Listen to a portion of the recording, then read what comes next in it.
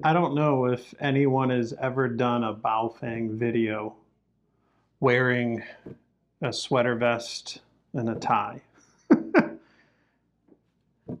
I don't know.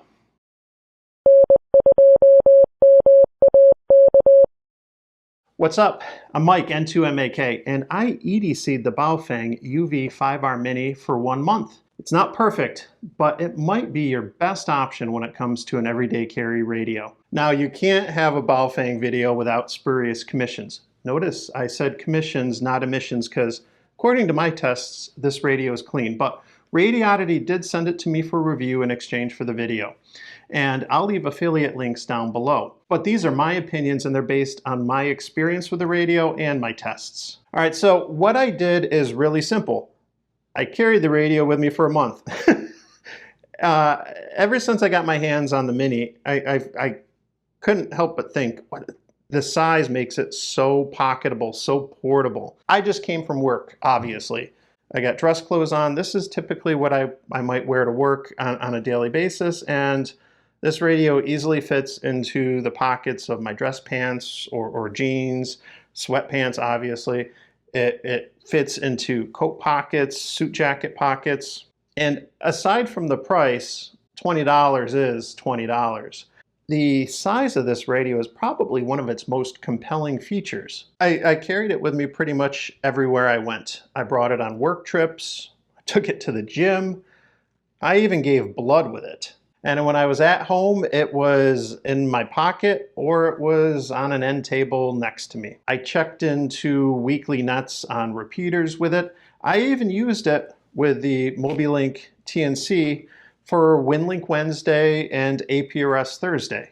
And I did a video on the settings, which I'll leave a link to down below, or maybe it'll be on the screen somewhere, on how to set up the Mini for use with the MobiLink TNC, because there's a couple minor tweaks that you need to do to account for the quirkiness of the dual PTT and how that works with the device. For me, this meets my everyday needs, but I do live in a ham-dense area, so it's really not a challenge to hit repeaters or check into WinLink or beacon on APRS. I think my biggest takeaway from all of this was that I don't know if I have a need to EDC a radio every day. It's actually easier to carry one than I thought, especially one this size. The Mini does have its shortcomings, and probably the biggest one, in my opinion, is something that could be fixed with a firmware update, perhaps. There are no memory banks or zones on the Mini, but it's something that we've seen from recent radios, including the new Baofeng tri-band UV-7B. There's 1,000 channels on this, but there's no way to organize those into different banks or zones, as they're referred to on some radios. The new Baofeng tri-band has 1,000 channels, just like this, a menu near identical, but you can group memories into 10 different zones, each with 100 channels. And if you travel like I do, that makes it so easy to set up repeaters and channels for different parts of the state or the country that you travel to. You can even set up different memory banks or zones for different types of bands. Well, this is for amateur radio use. I could set up one memory bank for GMRS. I could set up another one for the Marine band or for the Air band. You get the idea. It makes it that much easier to organize, but also it gives it much more utility for scanning as well. So here's my plea to Radioddity, to Baofeng, to all the others. Please do a firmware update. Give us the ability to use zones and memory banks on radios like this, especially when we're going to have 1,000 channels. And while I'm at it, another shortcoming for me has been the power output.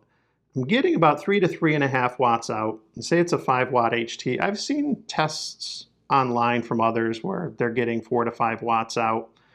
Maybe it's a quality control issue. Maybe it's an issue with my testing or test equipment. I don't know. But it'd be nice to get 4 to 5 watts out. Oh, and speaking of power, here's another shortcoming, but this is easily addressed.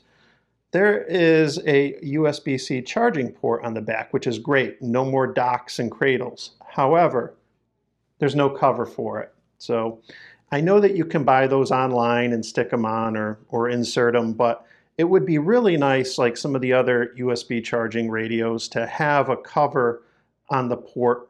It would just go that extra step to prevent water, dust, dirt, linen, anything from getting in there. I do like the small rubber duck antenna on this radio.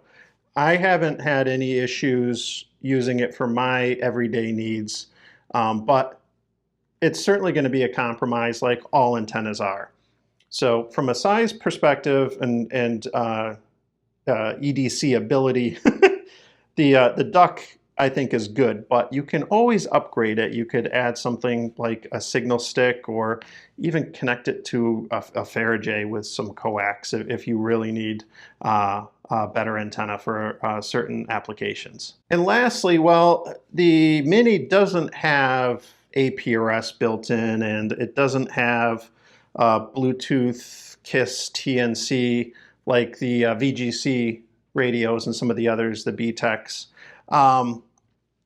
I've used the Mobilink TNC4 regularly with it for Bluetooth connection to my iPhone, so I can do APRS and WinLink, and it's worked out great for that. Now, when you factor in the cost, the price of the TNC from Mobilink and a Baofeng is actually somewhat comparable to buying a BTEC or a VGC.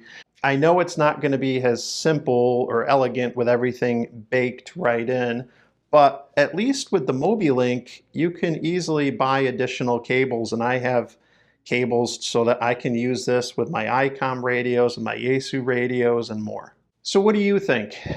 Do you carry a radio regularly? Do you EDC a radio? If so, let me know which one down in the comments down below. I'd like to know, and then some of the viewers might actually find it useful to know as well. For me, this works, and I'm happy with it. The size, the functions, and especially the price make it very, very attractive. I'm going to be leaving one of these. Well, I have kept one in my car, and the other one is either going to go in the work bag or maybe my wife's car. I haven't decided yet. I've enjoyed using it, and I'm very happy with it, and it's something I feel I can definitely recommend to others. And for an EDC option, I think it's really hard to beat this. Now, if you haven't already and you made it this far, by all means, please click like and consider subscribing to my channel. If you got a comment or question, leave it down below. Thanks for watching, and I hope you found this useful. I'm Mike, N2MAK. 73.